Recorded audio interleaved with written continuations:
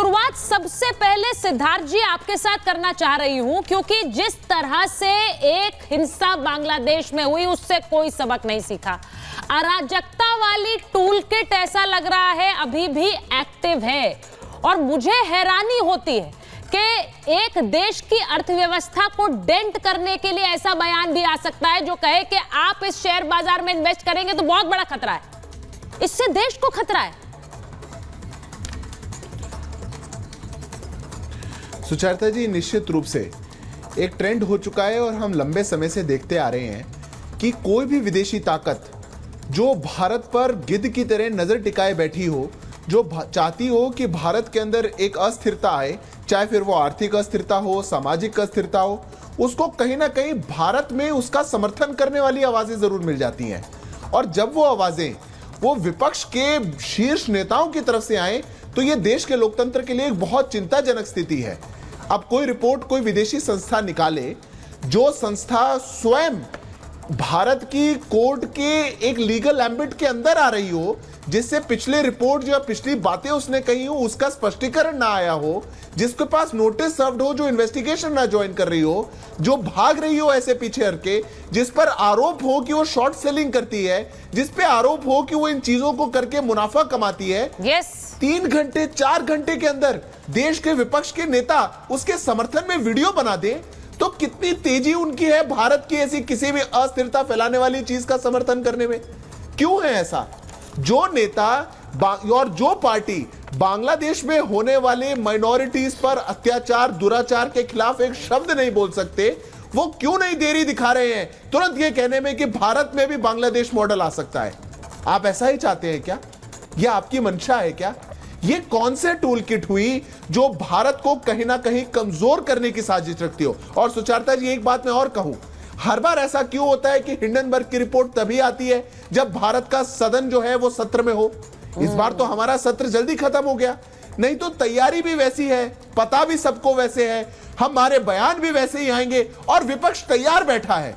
तो ये जो एक मैं मानता हूं कि सांठगांठ की राजनीति है और ये देश के विरोधी सांठगांठ है, इसको तुरंत बंद किया जाना चाहिए। हमें अपनी देश की संस्थाओं पर, हमारी देश की सुप्रीम कोर्ट पर, हमारे देश के रेगुलेटर्स पर अपार भरोसा है। हमारे संविधान में जो इस संस्थाओं को ताकतें हैं उन पर हमको हमारा विश्वास जताना चाहिए, ना कि ऐसी जो संस्थाएं जो विश्व भर में जिनकी ख्याति ही धोखाधड़ी की हो उनके साथ जाने का हो। पर मैं मानता हूं ये दुखद है कि प्रतिपक्ष, पूरा विपक्ष वो इंतजार में बैठा हुआ है गिद्ध की तरह कि कोई ना कोई अस्थिरता फैलाने वाली ऐसी। मुझे ऐसा लगता है कि सरकार पर सवाल उठाना वाजिब है, रोल भी है विपक्ष का, करना भी चाहिए। लेकिन भाटी जी, एक गठबंधन आपका कांग्रेस पार्टी के साथ है, लेकिन एक गठबंधन विदेशी ऐसी संस्थाओं के साथ क्यों बना लिया है कि देश में बैठा एक नेता ये खुलकर कह रहा है आप अगर भारत में निवेश करेंगे, भारतीय बाजार में निवेश करेंगे तो ये बहुत बड़ा घाटा हो सकता है आपको। ये एक ऐसा सौदा होगा जिससे हड़कंप मच सकता है। ये वो उनके बोल हैं। भारतीय बाजार में निवेश न करने के लिए कह रहे हैं वो लोगों को, राहुल गांधी। देखिए, आज के समय में सुचरिता जी, भारतीय राजनीति का मुख्य बिंदु, मुख्य फोकस भारतीय अर्थव्यवस्था है। बिल्कुल। भारतीय अर्थव्यवस्था में जो असमानता है कि भारत में कुछ लोग लगातार उनकी आय बढ़ती जा रही है, उनकी संपत्ति बढ़ती जा रही है, और देश के 80-90 करोड़ लोग लगातार गरीब होते जा रहे हैं। उनकी ये हालत होती जा रही है कि वो खाना तक नहीं खरीद पा रहे हैं, उन्हें सरकार को फ्री राशन देना पड़ रहा है। अभी लेटेस्ट आरबीआई की रिपोर्ट आई है कल या परसों, और आरबीआई जो सर्वे कराता रहता है, साल में कई बार सर्वे कराता है, उसमें 75% लोगों ने ये कहा है कि हमारी आमदनी घटी है और हमारे खर्चे बढ़े हैं, हमारी खरीद की क्षमता, क्रय शक्ति जो है कम हुई है।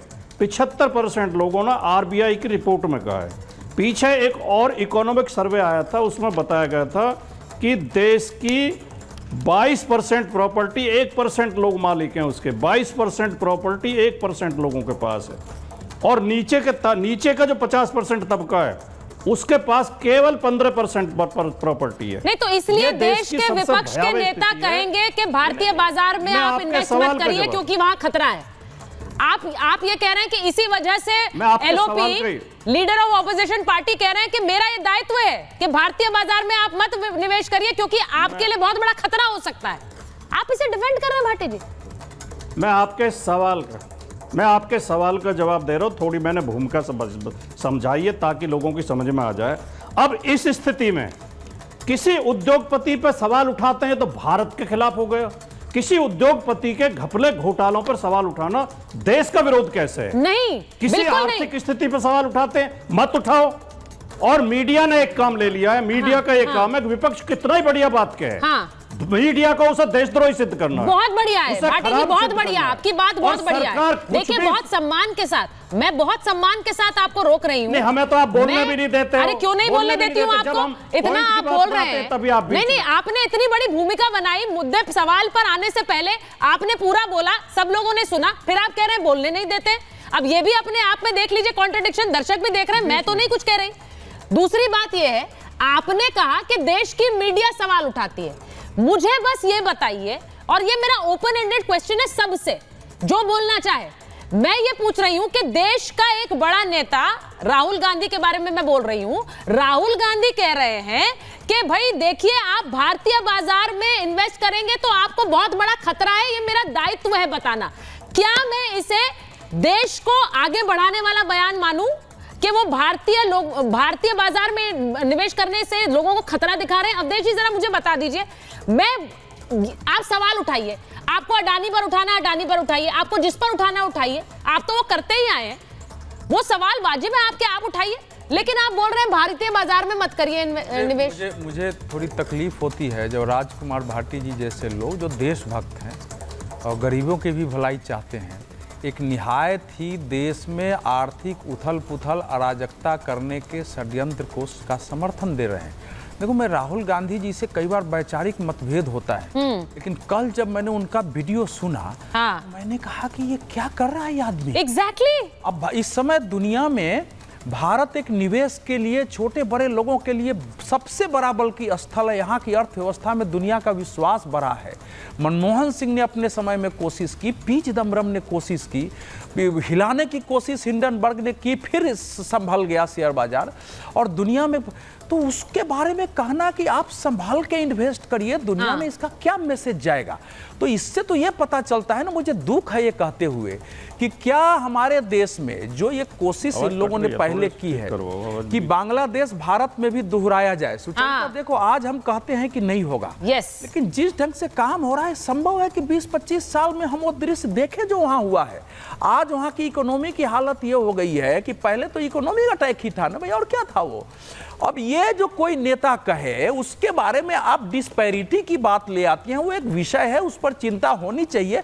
हालांकि रिजर्व बैंक ऑफ इंडिया का जो हाउस होल्ड सर्वे है वो नहीं कहता है, उसमें मैक्सिमम 75% लोगों ने इन्फ्लेशन बढ़ने के प्रति जो है नहीं। और अवधेश जी वो भी बता दूं, महंगाई के मोर्चे पर 5 साल में सबसे निचले स्तर पर आइए, ये बड़ी खबर है, ये भी जरा अपने दर्शकों को बताना जरूरी है। 3.5%, लेकिन फिर भी 5.2 से घटकर 3.54। जो राजकुमार जी कह रहे हैं, इकोनॉमी में उसका अर्थ बदल जाता है कि व्यक्ति का परचेजिंग पावर घटने का अर्थ दूसरा हो जाता है, और इन्फ्लेशन से हम परेशान हैं, ये दोनों दो विषय हो जाते हैं अर्थशास्त्र में।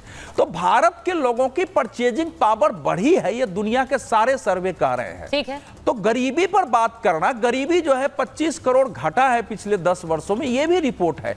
लेकिन राहुल गांधी जी ने जो कुछ कहा है, देखो हिंडनबर्ग के बारे में पहले पिछली बार जब उसने रिपोर्ट दिया तो हमारे देश में निवेशकों का पैसा डूब गया, 12 अरब डॉलर। इस बार क्या हुआ अवधेश जी, ये भी बताइए। ये भी बता रहा हूं। तो ये पहले उस पर आते हैं। सुप्रीम कोर्ट में ये मामला गया, सुप्रीम कोर्ट ने एक सप्रे की अध्यक्षता में, न्यायमूर्ति सप्रे की अध्यक्षता में कमेटी बनाई, उसने जांच करके दिया, उस रिपोर्ट में ऐसा कुछ नहीं है जिसमें कार्रवाई होनी चाहिए।